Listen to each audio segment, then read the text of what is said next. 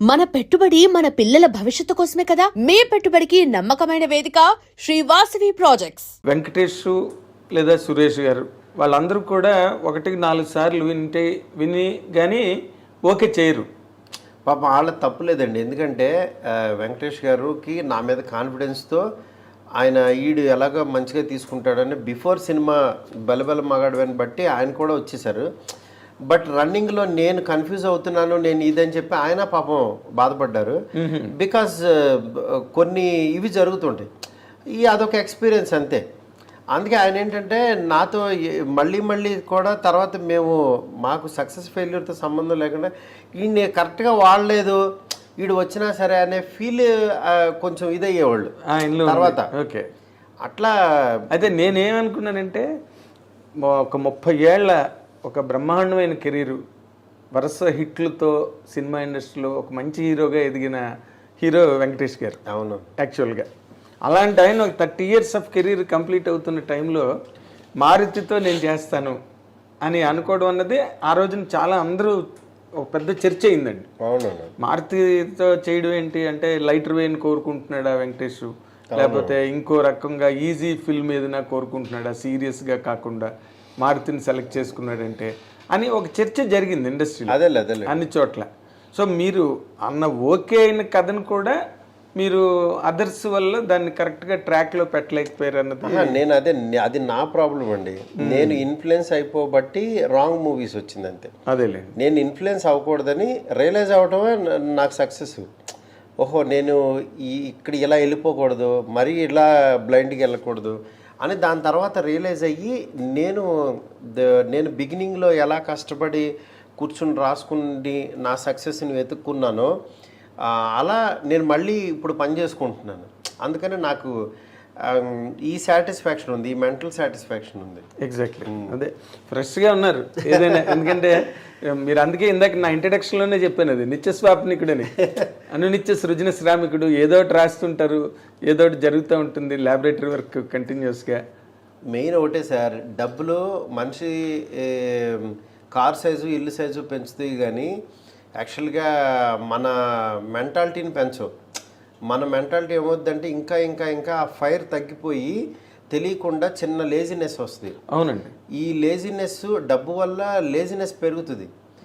Settle ఉన్నాం కదా, ఇంకా ఎవరికైనా మనకి ప్రెజర్ ఉండదు, వాడికి డబ్బులు ఇవ్వాలని ఇది ఉండదు, ఎవరికైనా ఇది ఉండదు, చాలా కూల్గా ఉంటుంది. కానీ ఈ కూల్నెస్లో కూడా అమ్మో మనం పని పని పని అని వెతుక్కోకపోతే, ఆ ఫైర్ అనేది లేకపోతే మన మీద చాలా పెద్ద బాధ్యత ఉంటుంది. నేను రాసిన సీన్ మీద ఒక 200 మంది వర్క్ చేస్తారు ఒక పేజ్ మీద. ఆ పేజ్కి ఎంత వాల్యూ ఉండాలి అని నేను ప్రతి పేజు ప్రతి లైను అనుకోకపోతే మంచి సినిమా అనేది రాదండి, న్యాయం జరగదు.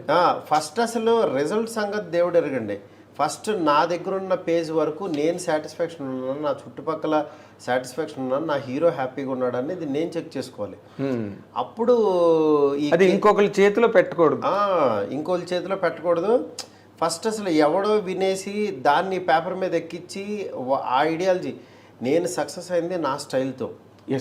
ఫట్ వన్ కట్ చేస్తే all India level Hercules of Indian cinema Baahubali, భారతీయ సినిమా బాహుబలి, మిస్టర్ పర్ఫెక్ట్ ప్రభాస్తో సినిమా అనగానే అస్సలు భూగోళం బద్దలైంది ఇండస్ట్రీలో. ఆ న్యూస్ వచ్చిన రోజున అసలు అది ఎలా జరిగిందండి? న్యూస్ మేమే ఇవ్వలేదండి. మీరు ఇవ్వలేదు, సోషల్ మీడియాలో ఎవరు న్యూస్లు ఇవ్వకుండానే అది జనరేట్ అయిపోతుంది. దాని గురించి ప్రత్యేకంగా పెట్టుకుందాం సార్. అంతేనా?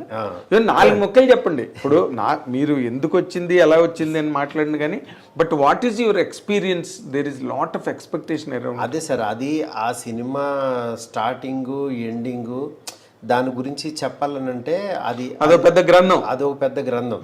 అదేంటంటే అది ఇంత సింపుల్గా మాట్లాడే విషయం కాదు. నెక్స్ట్ దాని స్టార్ట్అప్ అలాగే ఉండాలి, దాని ఎండింగ్ అలాగే ఉండాలి. అది చెప్పే విధానం గ్రాండియర్ ఇన్ ద సెన్స్. అంటే మీరే అంటున్నారు ఇవన్నీ ఇన్ని చేశారు, దీని తర్వాత స్పెక్టాక్యులర్ గా మీరు ఆ రేంజ్ లో చేస్తున్నారు, అల్టిమేట్ ప్రాజెక్ట్ కదా. అది ఇట్లాగా సరదాగా ఇలా జరిగిందండి అని అలా అనలేం. ఎందుకంటే దానికి ఆయన ఏమి నమ్మాడు, నాలో ఏం చూశాడు, మా ఇద్దరం కలిపి మేమేం ప్రపంచానికి చెప్పదలుచుకున్నాము, ఆయన ద్వారా నేనేం చెప్పదలుచుకున్నాను, ఇవన్నీ ఒక పెద్ద ఇది ఉంటుంది. అవునులేండి. దాన్ని యాక్చువల్గా డెఫినెట్గా ఏదైతే ఎక్స్పెక్ట్ చేస్తారో దానికి 1% ఎక్కువే ఇస్తాను తప్పించి 1% కూడా తగ్గించినని మాత్రం ప్రామిస్ చేస్తాను నేను. వెరీ నైస్, అది వెరీ నైస్. ఎందుకనంటే వేరే వాళ్ళకి ఆయన వాల్యూ ఎలా తెలుసో నాకు తెలుసు.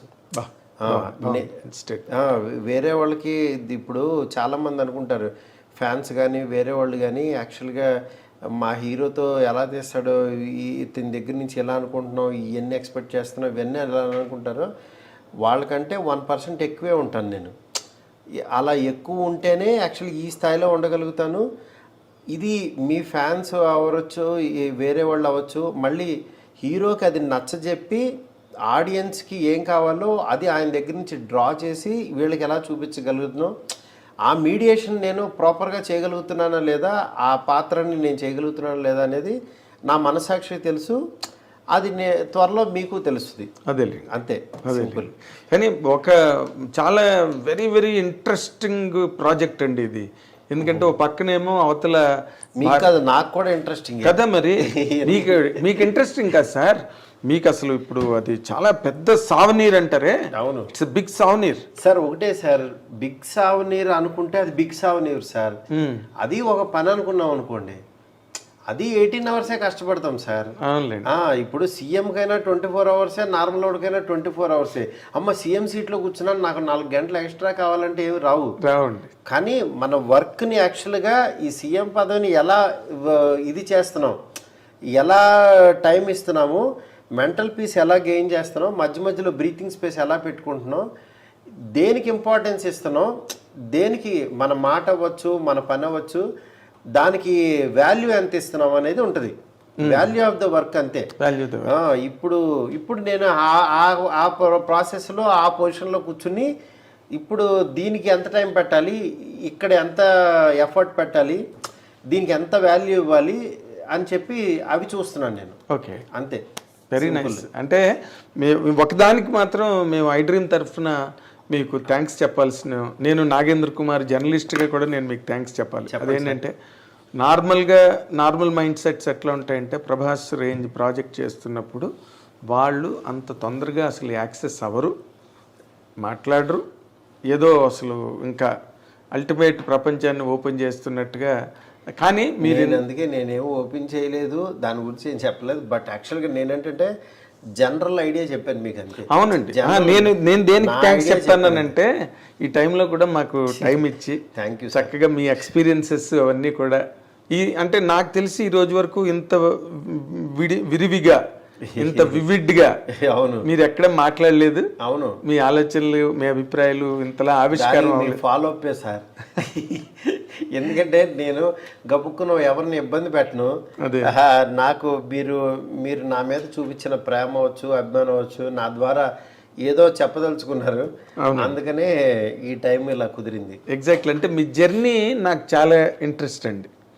ఆ జర్నీ ఉందే, అక్కడి నుంచి ఒక ఒబ్లివియన్ అంటారు, అంటే ఒక శూన్యం నుంచి వచ్చి అవును ఒక వర్క్లోకి వెళ్ళి ఒక యానిమేటర్గా, అక్కడి నుంచి 2 సినిమాలు చేసి మళ్ళీ మెల్లిగా ఇంకో స్టెప్ ఎక్కి ఆ journey, I love that journey అండి. మీరు వాళ్ళు ప్రభాస్ సినిమా చేస్తున్నారని కాదు నాకు అడ్మిరేషన్, అవును, but your journey created all that admiration in me for you. అందుకని నేను ఎప్పుడైనా అసలు I wanted to bring out many things from your heart and you have really fetched me that opportunity to really at this point of time. Thank you so much. Thank you. మా I dream ప్రేక్షకుల తరఫున కూడా, మా సంస్థ యాజమాన్యం తరఫున కూడా మీకు థ్యాంక్స్ చెప్తున్నానండి. Thank you sir. We wish you all the very best sir. ఎందుకంటే we wish you many more milestones and achievements in your career. ఇప్పుడు మీరు చేస్తున్న ప్రభాస్ సినిమా మొత్తం ఇండియన్ సినిమాకి ఒక జవాబు కావాలని కోరుకుంటున్నాం. Thank you sir. Thank you very much. All the very best అండి.